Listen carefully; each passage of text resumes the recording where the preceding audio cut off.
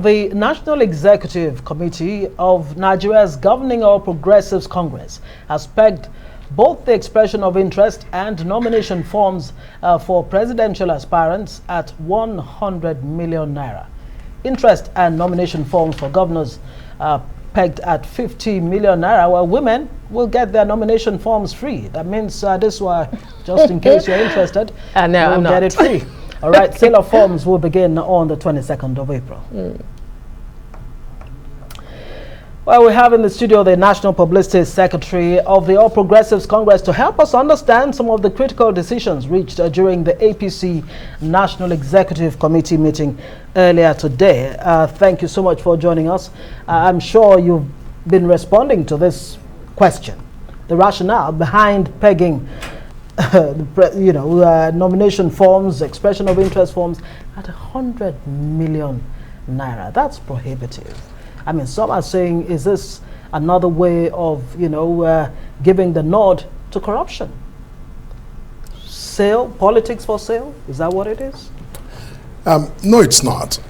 The party has made that decision as the fee prescribed for the forms for those who are interested in contesting the presidential position in the party. Now, the 100 million is broken down into the expression of interest form for 30 million and 70 million for the nomination form. Right.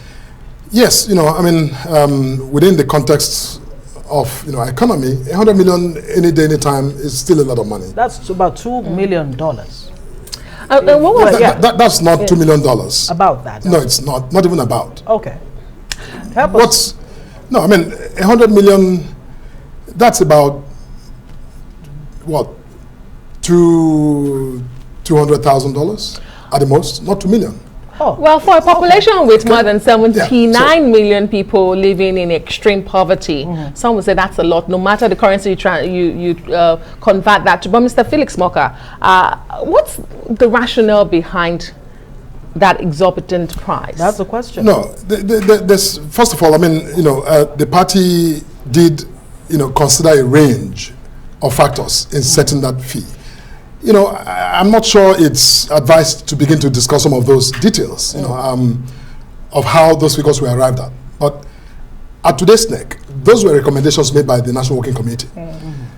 The NEC had the authority to vary those figures, but at the end of the meeting today, with His Excellency the President of the Federal Republic in attendance, and all of the governors and members of NEC, they approved these figures based on the information that was provided. But having said that, we're a party of over 45 million people, members, 45 million members. Maybe, it's also intended that those who aspire to govern and lead this country should begin with the members of the party to reach out to them, test how popular they are. If every party member, you're able to appeal to donate 1 naira, very easily, you can raise, a huge amount of money, given the, population in the party. But that's the ideal situation, where the party is right front and center of, events within the party. But you have a situation where money bags really are the ones who determine or dictate. You see, but that's exactly part of the culture we're trying to change. Because, if I want to run for president, I know I have members, who run into millions of them, 45 million, for example. President Obama contested election. He wasn't a billionaire. He was not. But he raised a war chest by appealing to people who donated $1, even a fraction of $1. Are we seriously comparing America to Nigeria? We're not comparing America to Nigeria. But the point here is that, 100 million naira for those who want to run for president, to govern, Africa's most populous country, in the context of even this economy, it's not actually an obscene amount of money. Yes, for the everyday person it is. But for the category of citizens who really have serious aspiration to lead this country, 100 million naira, some of them, quite frankly, have way more money than that. But and in the wisdom of the party, we thought that this is a way to, also get, some of the most serious citizens to vie. And like I said, you don't have to necessarily pay out of pocket. you have members to appeal to who may, friends and people who may actually comfort to support that sort of aspiration if you're a very serious kind of person.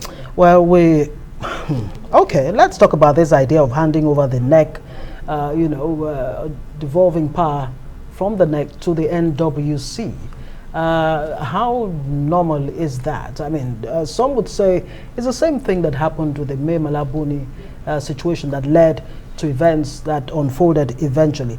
What exactly is the rationale also behind that? Well, the rationale is that the party thought it expedient to donate some of these powers to the NWC. Because, for 90 days, of course. For 90 days, for a very specific period of time.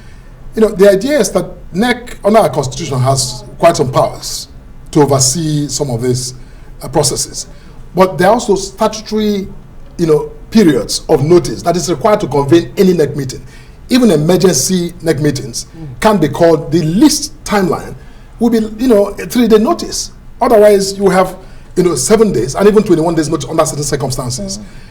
Within the context of our primaries, the party deemed it, necessary to give some of those powers to the NWC because it was impracticable. It would be impracticable to call, NEC meetings every time you needed to sign off on, some of the basic, functions of NEC. So otherwise, we wouldn't have. And again, given, this committee was just elected a few weeks ago, with primaries staring us in the face. So we don't have the luxury of time to have all of those, fine timelines, met. So this is some of the, some people will say, it's strategic, this decision that was taken, especially because you are going into those crucial primaries. 90 days technically means that this is going to be into the primaries and after. But let's talk about some of the other outcomes we've heard about. The mode of primaries, for instance, which the NEC should have taken. You've ruled out consensus, we hear? Well, if it's today's meeting, yes, the issue of consensus or mode of election for primaries was not discussed or decided.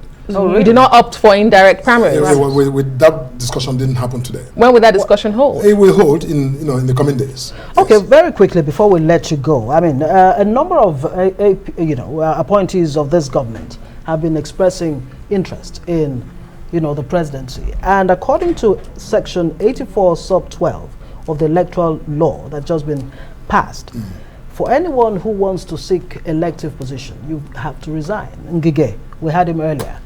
He's expressed interest. Amechi has expressed interest, but none of them has resigned. What exactly is the APC doing about that? No, look, the Electoral Act you referred to did not impose or stipulate a timeline by which, political appointees may resign their appointments. It simply says for them to resign before the convention or the Congress involved. It didn't say they must resign 2 weeks before or 3 weeks before or 2 days before. It simply says to resign before the actual convention. But it talks about 6 months. No, there's no such stipulation. Okay. All right. So very quickly, ego and internal wranglings, the two major problems your party is currently going through, and that's according to the chairman of your party, who was the head of the Reconciliation Committee. Correct. How serious a challenge is this going into these primaries? Can you resolve them? We will. We did before the convention. We will. Doesn't look like it. We had Senator Marafa on the show yesterday, and he says, in fact, he's gone to the courts. This is the worst convention, national convention ever. Illegal. The APC use the word illegal. That the APC has had ever. Look, every human being, every party man or woman has, a right to their own opinion and assessments of anything concerning the party. Just like, I can leave this show and think, the worst of the show. That would be my opinion. Doesn't mean the show has any problems. Look, the point is that we are working hard. The new committee under the leadership of Senator Adamu, we're working really hard. And we're taking this very seriously. We are not in the business of losing a member for any reason. So every member to the last member of our party, we intend to do our best to keep them in the party and to mobilize this collective will to do our primaries, unite the party even stronger afterwards, and hopefully contest the elections with a lot of vigor. In 30 seconds, what's the APC's response to Afe Babalola's interim government proposal? The learned SAN has, again, a right to his opinion, but this government was elected by the people, at a contest. So it does not lie on any individual, however highly placed, to dictate the measure for how this government, either lives or stays. the government has a mandate and still enjoys the popular support. Okay, well, he was saying, the senior advocate was saying after this administration, 6 months after this administration. But thank you so much. And we do hope that your opinion of the news is not negative. No, it won't be. Thank you so much, Mr. Felix Morka, spokesperson for the ruling All Progressives Congress Party Nigeria. We wish your party the best. Thank you.